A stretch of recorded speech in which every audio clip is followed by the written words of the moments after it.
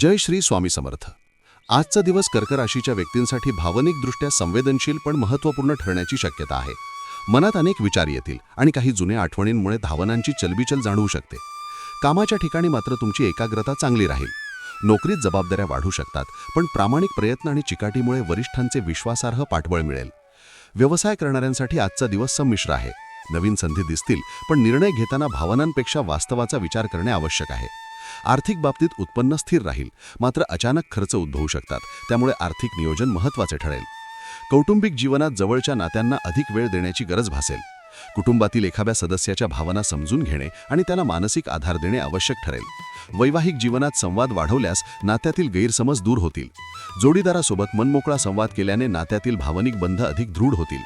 अविवाहित व्यक्तींना एखाद्या जुन्या ओळखीशी पुन्हा संपर्क होण्याची शक्यता आहे, ज्यामुळे मनात संभ्रम निर्माण होऊ शकतो.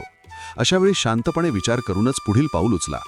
तुमच्या राशीविषयी साप्ताहिक, मासिक आणि दैनंदिन राशी भविष्यासाठी चॅनलला सबस्क्राईब आणि लाईक करा.